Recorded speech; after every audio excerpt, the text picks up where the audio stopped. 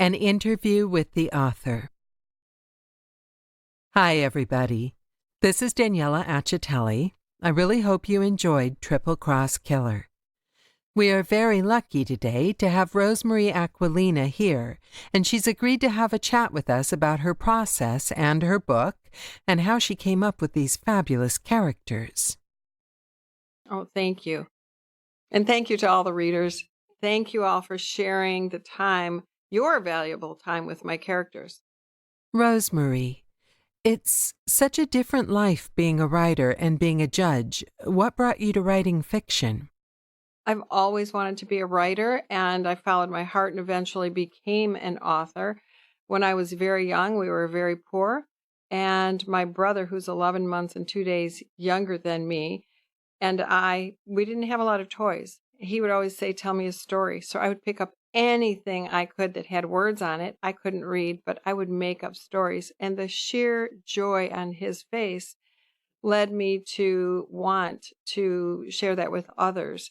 And that's always been my passion. It's not the road I followed, but it's always been in my heart. And I've always been writing and telling stories just because it makes me happy. And it gives me a little vacation when I'm stressed out. So I stress write.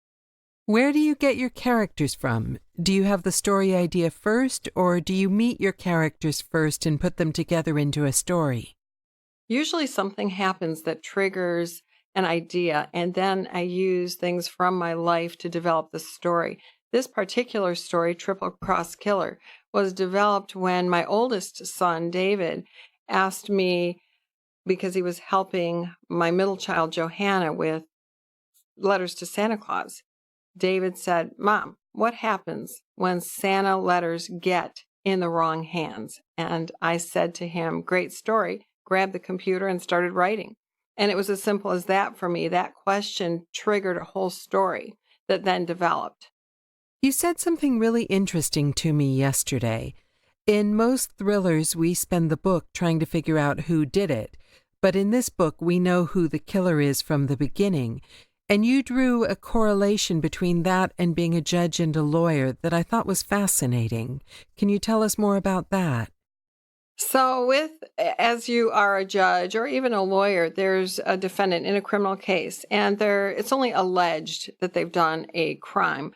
But as I'm sitting there listening to the evidence, there is this end of the story that I know. I know the defendant was arrested. I know that there was a crime that was committed.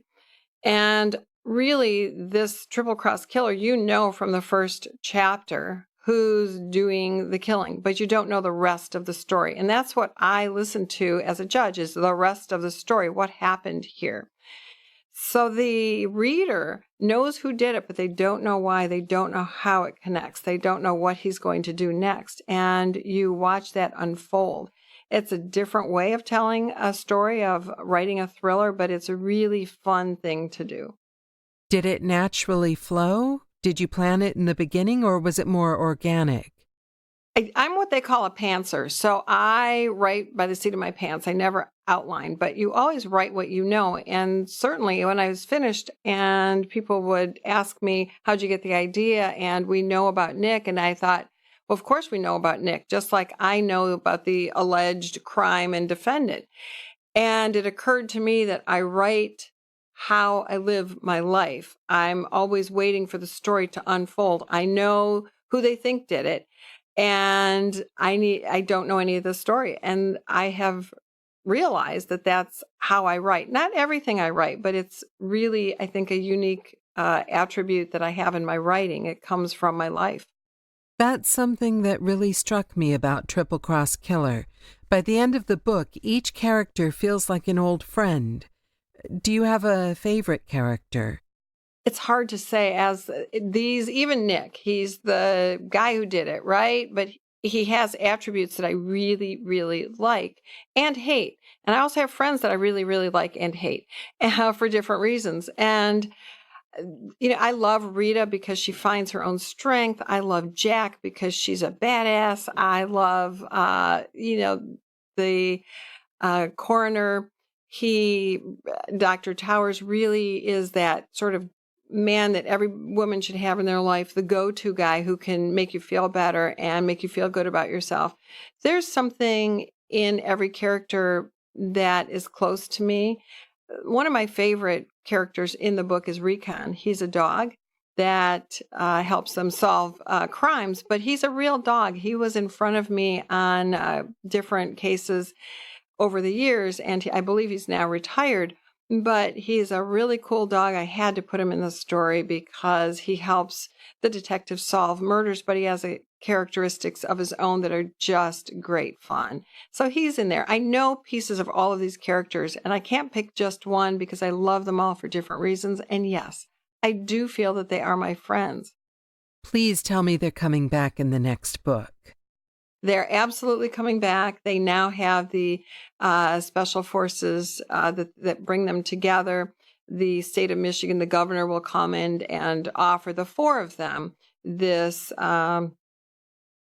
team that will now solve very difficult cases, and they'll have the choice of what they want to solve. And as the books grow, they will then go to other states and become a national special forces team. And so there's going to be a lot of not just Michigan cases to solve for them, but across the United States. So I hope to keep them around for a very, very long time. I think they're a fun foursome, and people who I've talked to have really resonated with them and want to keep them.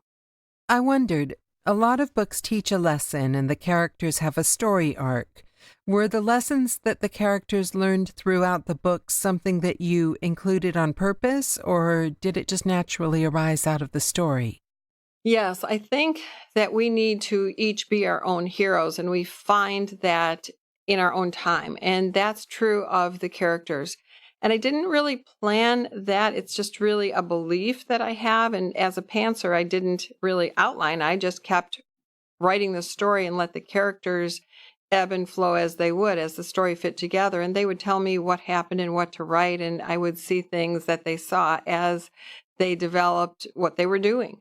And I know that sounds a little kind of dorky maybe, but I work with the characters in developing them because they are alive in my head. They are my friends. I see the story and I write it as it happens, and it has to make sense. And I think it's really true to life that we all grow and hopefully learn from the good and the bad in our lives. And my characters do that. I do think what you said about caring about your characters is why we, the listeners and the readers, care about them so much. It makes the book stand out, really.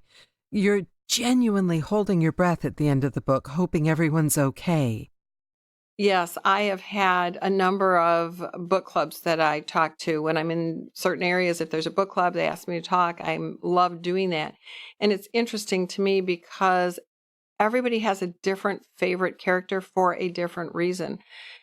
Many women actually resonate, and when I wrote it, I thought maybe they would resonate with Jack. Many women resonate with Rita because they've had bad breakups. They've had to go through trauma, and they've come out of it better, stronger, and they really resonate with her character. And for me, that was a bit of a surprise because as much as I love Rita, I thought maybe women would glom on to Jack, and it's not the case.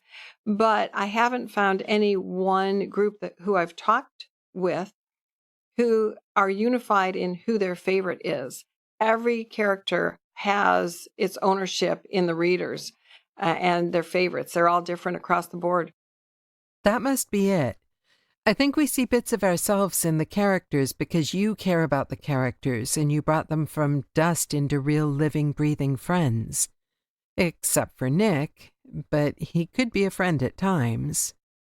Yeah, but I think we all know a Nick. There's somebody who we want to like, we want to cheer for, and then we learn something horrible about them because we all need to realize that whether it's the killer, the rapist, the thief, they don't come in a one size fits all. You can't just draw a picture of who he looks like. So Nick is very handsome and suave, and he's the guy that a lot of women would like to go out with, and he's really horrible.